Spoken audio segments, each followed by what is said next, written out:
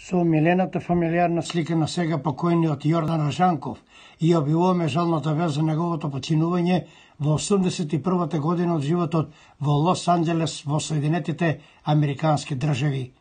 Ретко кој од повозрастите фудбалски подковани штипјани не знае за Јордан Рашанков, кој во дресот до Бергалница ги доживеа звездените моменти на својата фудбалска кариера. Почетоците во 50-тите години на минатиот век му беа со другарите, како што милуваше да ги нарекува егејци, кои го натераа на фудбалската игра. Најпрвен во сувото корито на реката Отиња, со парталава топка, а подоцна на градскиот терен покрај Бергалница. Тренери му беа повозрастите играчи, за да подоца дојдат вистинските учители на фудбалската игра. Ги имена сите пионерско-младежки категории се до сениорскиот статус во Бергалница.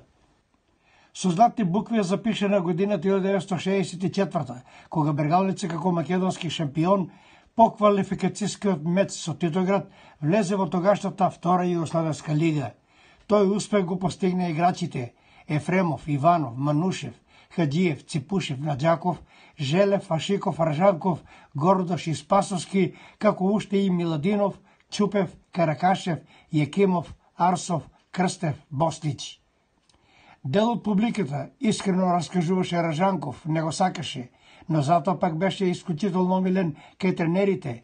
Знаеше кога да ја нагази топката, како да направи тактички прекршок при опасни контрнапади и како да го изведе од такт противникот. По завршувањето на кариерата беше фудбалски судија, успешен тренер на екипите на Рудар, Силекс, Плачковица, беше технико, но како што велеше на шала, никогаш не беше директор на клуб. Покри фудбалот, Јордан Ржанков беше професор по македонски јазик и литература. Работеше искрено и со задоволство во воспитно-образовните институции, со што остави длабоки траги за сите искрени љубители и на фудбалот и на општествениот живот, како во Штип, така и во цела Македонија. Например, Бранко Синев беше своевремено прогласен за 10-ти фудбалер у Македонија. Имаше една анкета. Душко Петровски Циката беше стално некаде уврво на голгетерите. Ацо Иванов беше еден расен фудбалер кој можеше да играе на сите места у тимо. Сейфула, голмано, и сега да не ги спомнам, Јоцо Соколов стана после фудбалски работник, Симеон Балабанов фудбалски работник и познат менаџер. Тука Благој Јорданов. Да, Благој Јорданов, Аџикимов, Мито Аџикимов, потоа и докторот, Тане докторов, Аџикимов и докторов беа први факултетли, ако може така да се рече. Па претходно да речеме, јас сум гледал на тренинг и Тодич и Ткуш, и Таската, и Самониковите, и Бор, и Лупчи, така да имаше веќе од кого, точно тоа, да, точно така, имаше да се виде, имаше еден амбиент на игралишето и така. Јас сум бил, да речеме, карактеристичен играч. Публиката не ме многу сакаше, меѓутоа сите тренери кои доаѓаа тука беа некако, како да ти кажам, они ми дава поддршка и дури некош доваѓа у конфликт со публиката и често пати вика, абе избуди го тај, напади го, не може да го гледа. И тоа јас, како да ти кажам, фудбал го сака и уште го сакам и учам и сакам да го запамтам тоа што мислам дека е паметно. Например, Пуриш прв пат кога дојде, рече едно правило, а тоа се уште постои и сега се докажува тоа правило дека е во ред. А тоа е додека екипата која има топката, нормално е дека не може да прима гол. Топката мора да се чува. Еве сега гледате.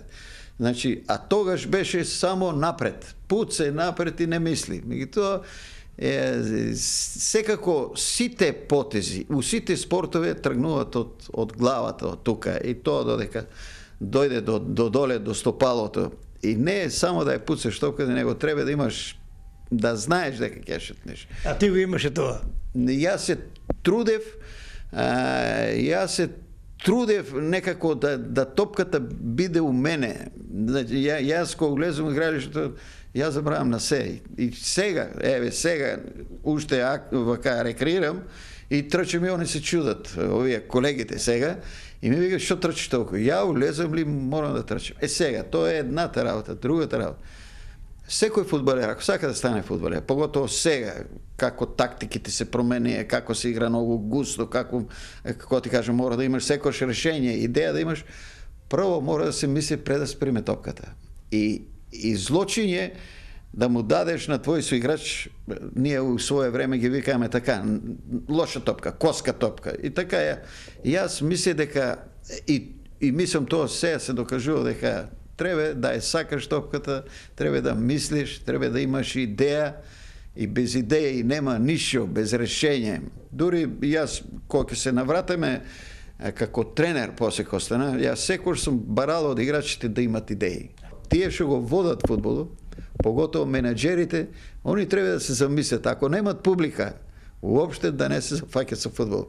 Имаше еден пример кога Бргалница ги отвори вратите безплатно, и јас реагирав тогаш и реков, слушайте вие, ние у наше време на тренинг имаме повеќе публика отколку вие сега без пари немате. Ојте си, дајте го фудбал на некој.